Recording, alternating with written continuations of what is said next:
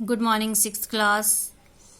उम्मीद है आप सबने जितना वर्क मैं आप तो करवा चुकी हूँ आपने फेयर नोटबुक में कंप्लीट कर लिया होगा। अगर किसी बच्चे का कुछ भी वर्क पेंडिंग है तो कृपया उसे जल्दी ही कंप्लीट कर लीजिए, ठीक है। तो आज हम जो टॉपिक कर रहे हैं वो है हमारा ग्रामर का टॉपिक निबंध, और निबंध का नाम है ईद। ईद सब जानते हैं, ईद मुस्लिम धर्म का एक धार्मिक सबसे पवित्र त्योहार माना गया है जिसकी सभी को बहुत ही बेसब्री से इंतजार रहता है।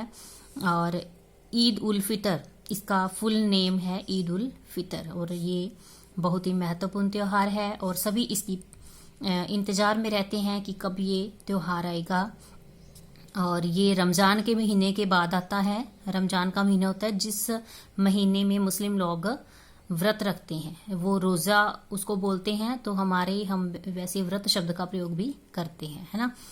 तो इसमें इसकी खबर जो है वो धार्मिक जो सोसाइटी के मेंबर होते हैं, मस्जिद के इमाम, उनके द्वारा दी जाती है और इसकी खबर सुनते ही सभी खुश हो जाते हैं, ठीक है।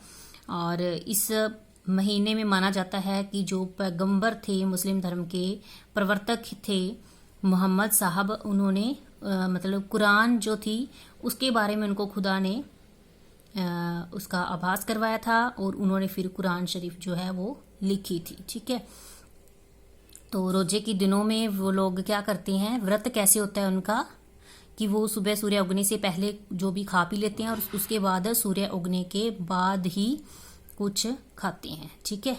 पूरा दिन वो पानी तक भी नहीं पीते और उसके बाद है सूर्यास्त के बाद फिर कुछ खा पी कर रोजा खोला जाता है। मतलब जैसे हम व्रत खोलते हैं वैसे ही वो क्या है, रोजा खोलते हैं।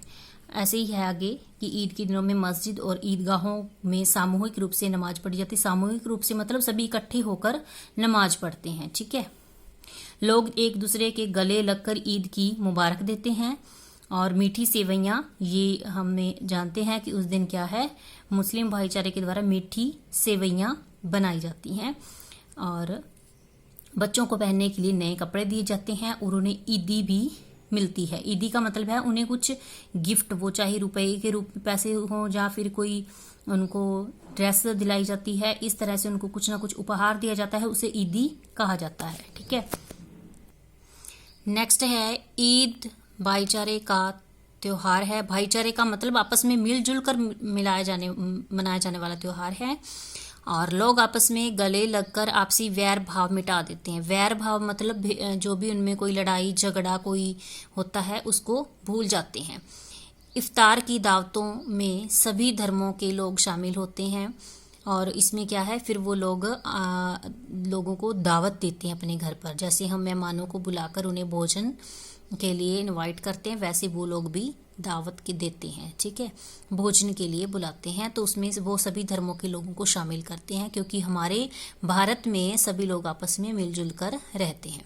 यह त्योहार भारत की विविधता में छिपी एकता का उदाहरण है। विविधता होती है अनेकता, ठीक है, कि यहाँ पर बहुत सारे धर्मों के लोग हैं, बहुत सारे भाषाओं के लोग हैं, अलग अलग पहनावा है, लेकिन फिर भी सभी लोग आपस में मिलजुल कर हर धर्म का त्योहार मनाते हैं।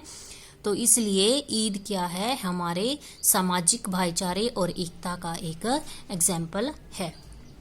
तो आपने 6th क्लास इस ईद वाले निबंध को बुक में से ओनली लर्न करना है, राइट आपने नहीं करना है, ठीक है, क्योंकि हमारे पास अब बुक्स हैं तो हम बुक्स में से ओनली लर्न करेंगे ग्रामर वर्क।